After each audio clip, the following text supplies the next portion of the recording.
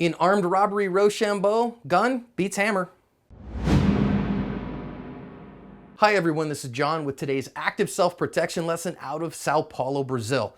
Shows us an armed robbery there that goes very, very badly for the armed robber and teaches us some important lessons here about transitional spaces, about waiting for your opportunity, and about effectively launching a counter ambush. So the guy that's come in here in a motorcycle helmet is our armed robber, and he announces an armed robbery, and the news story says what he has told everybody in the store is that he has a revolver in his pocket. So he says, look, I've got a gun, don't let anybody do anything, I've got this gun in my pocket, give me all the money in the register. The clerk starts complying, but you see along the top is an off-duty officer who kind of sees what's going on and really sneaky walks in and walks off camera to our left in the store.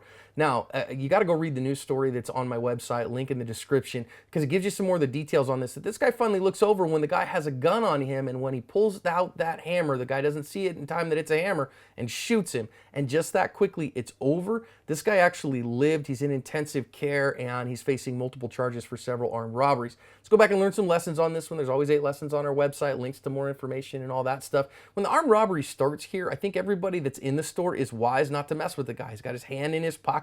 He's bluffing that he has a gun, but they don't know that. And if you don't have the attitude, the skills, and the plan to cover your ass, well, then you shouldn't. You should just comply, because that's your best bet. Now, when the officer decides to come in here, we want to take a quick moment and talk about third-party encounters. As a law enforcement officer, he has a little bit more responsibility in order to protect the public. As a private citizen, as a CCW, you don't have that responsibility to protect anybody but your loved ones unless you choose to. If you choose to walk on by and be a good witness and call the cops, that's perfectly okay.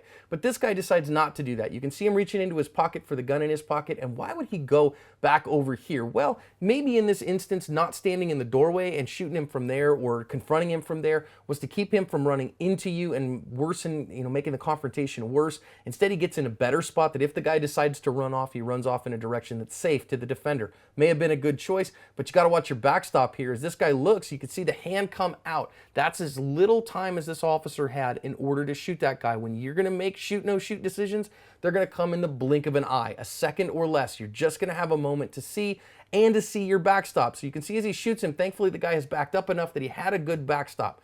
Now next, the officer, as he sees that, he gets on top of the guy's tool. He doesn't leave the tool in his control. Instead, he controls it. I would have pushed it off quite a ways, but thankfully the officer stops shooting when the threat stops. When he sees what the threat actually is, that it's not a deadly threat to everyone else around him in that moment, he stops shooting. That's very wise, because as self-defenders, our goal is to stop the threat. All in all, the off-duty officer certainly did his job, did an excellent job of protecting everyone else around him and covering their asp.